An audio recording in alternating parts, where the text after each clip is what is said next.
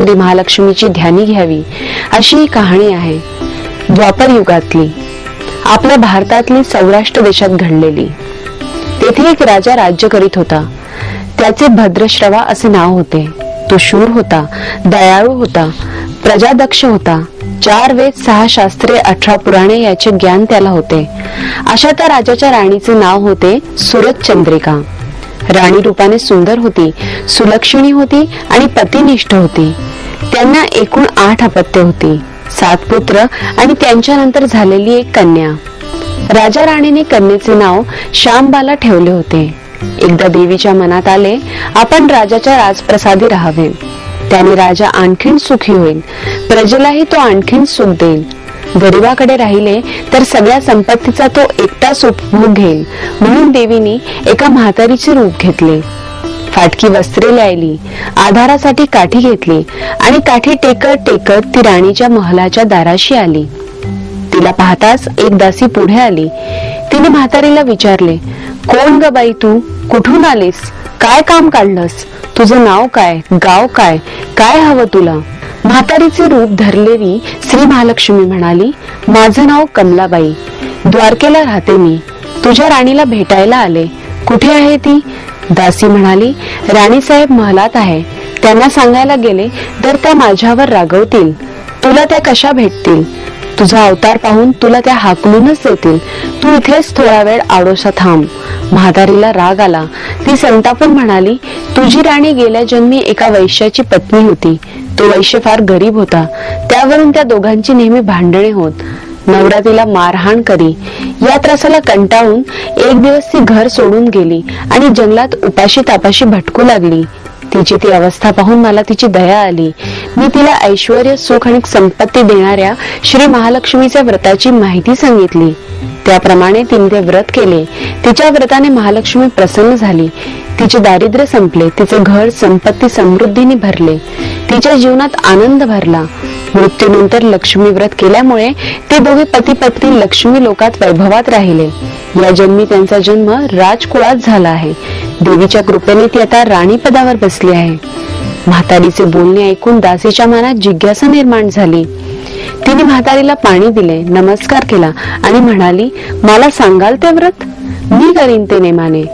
उठणार नाही, मातणार नाही, घेतला वसा टाकणार नाही. म्हातारीने दासीला लक्ष्मी व्रताची माहिती सांगितली. मग ती उठली व काठी टेकत निघणार तेवढ्यात राणी तरातरा महलातून बाहेर आली. फाटक्या वस्त्रातील म्हातारीला पाहताच ते संतापली आणि उर्मटपणे म्हणाली, कोण ग तू थेरडे? इथे कशाला आलीस? जा इथून. तिने पुढे होऊन म्हातारीला घालवून दिले. ती म्हातारी म्हणजे प्रत्यक्ष महालक्ष्मीच होती. हे राणीला कळले नाही. राणीचा तो उर्मटपणा पाहून महालक्ष्मीने तिथे न थांबता स्वस्थानी जाण्याचे ठरवले. राणीचा महाल सोडून म्हातारी निघणार तोच एक मुलगी लगबगीने बाहेर आली. ती मुलगी होती राजकन्या श्यामबाला. तिने येऊन म्हातारीला नमस्कार केला आणि कळवळून म्हणाली, आजी रागवू नका. माझी आई चुकली. तिच्यासाठी मला क्षमा करा. मी तुमचे पाया पडते. राजकन्येचे ते बोलणे ऐकून श्री महालक्ष्मीला तिची दया आली. तिने श्यामबालाला लक्ष्मी व्रताची माहिती सांगितली. तो दिवस मार्गशीर्ष महिन्यातला पहिला गुरुवार होता. पुढे त्या दासीने लक्ष्मी व्रत केले. तिची स्थिती सुधारली. दासी पण सोडून ती संसार सुखाने करू लागली. राजकन्या श्यामबालानेही भक्तिभावाने सांगितल्याप्रमाणे महालक्ष्मी व्रत केले. सगळे नियम धर्म पाळून दर गुरुवारी तिने ते व्रत केले. शेवटल्या गुरुवारी उद्यापन केले. लवकरच श्यामबालाचा विवाह सिद्धेश्वर नावाच्या राजाच्या मालाधर नावाच्या राजपुत्राशी झाला. तिला राज वैभव मिळाले. लक्ष्मी व्रताच्या प्रभावाने तिचा संसार सुखा समाधाने चालू लागला. पण इकडे भ्रश्रवा व राणी चंद्रिका यांना हळूहळू वाईट दिवस दिसायला लागले. त्यांचे राज्य गेले. त्यांचे सगळे वैभव ऐश्वर्य लयाला गेले. चंद्रिका राणी होती, ती स्थिती आता बदलली. अन्न पाण्यालाही ती महाग झाली. भ्रश्रवाला फार वाईट वाटे, पण तो तरी काय करणार. एके दिवशी चिंतने उगवत होता तसाच मावळत होता. एके दिवस भ्रश्रवाला वाटले की मुलीकडे जावे, तिला पाहावे आणि 4-8 दिवस तिच्याकडे राहावे. त्याचप्रमाणे तो जावयाच्या राज्यात आला. चालून चालून तो खूप दमला होता, म्हणून थोडा वेळ विश्रांती घेण्यासाठी तो एका नदीच्या काठी बसला. राणीची दासी नदीवर येत होती. तिने भ्रश्रवाला ओळखले. दासी धावत महालात गेली, राजाला बातमी सांगितली. श्यामबालालाही ते समजले. श्यामबाला आणि मालाधराने रथ पाठवून भ्रश्रवाला मोठ्या मान सन्मानाने राजवाड्यात आणले आणि त्याचा आदर सत्कार केला. काही दिवस जावयाच्या आणि मुलीच्या पाहुणाचार घेत भ्रश्रवा राजवाड्यात राहिला. आता परत जायचे विचार त्याच्या मनात घोळू लागले. जावयाला त्याने तसे सांगितले. जावयाने संमती दिली.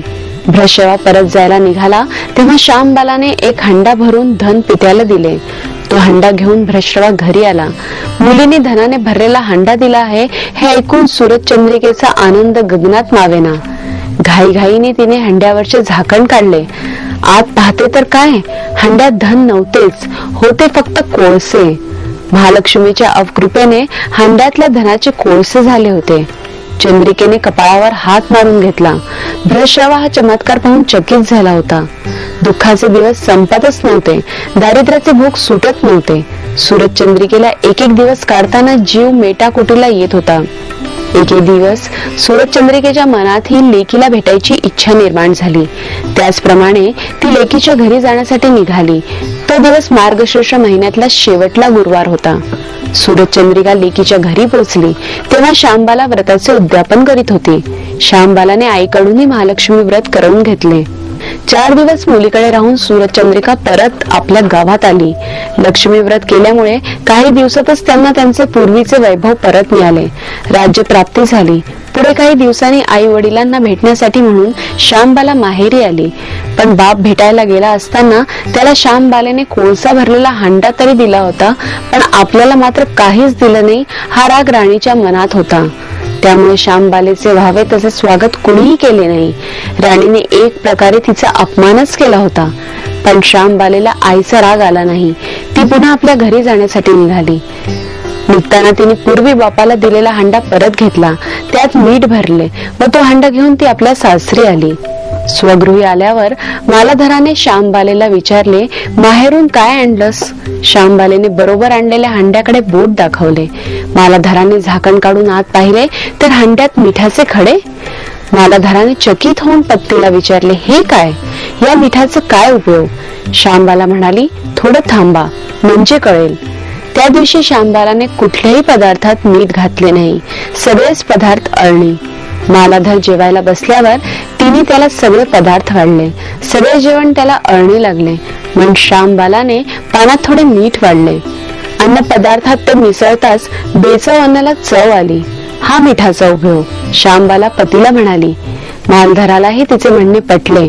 थोडक्यात जे कोणी महालक्ष्मी व्रत श्रद्धेने आणि मनोभावेने करतील त्यांना श्री महालक्ष्मी प्रसन्न होऊन त्यांच्यावर तिची कृपा होईल. पण श्रीमंती आल्यावर सुद्धा माणसाने उतू नये. नित्यनेमाने श्री महालक्ष्मी व्रत करावे. देवीचे मनन चिंतन करावे. म्हणजे देवी सदैव तुमच्या पाठीशी उभी राहील, तुमची कामना पूर्ण करेल. महालक्ष्मीची ही कथा कहाणी गुरुवारची सुफळ संपूर्ण. श्री लक्ष्मीची कृपा आपल्यावर व्हावी. तिने आपल्या घरात सतत वास करावा. पैसा, शांती, समाधान घरात नांदावे म्हणून श्री महालक्ष्मी व्रत करतात. हे व्रत केल्याने मनातल्या सर्व इच्छा पूर्ण होतात. श्री महालक्ष्मीची अनेक नावे, अनेक रूपे आहेत. पार्वती, सिंधुकन्या, महालक्ष्मी, लक्ष्मी, राजलक्ष्मी, ग्रहलक्ष्मी, सावित्री, राधिका, रासेश्वरी, चंद्रा, गिरिजा, पद्मा, मालती, सुशीला अशा विविध नावांनी श्री महालक्ष्मी ओळखली जाते.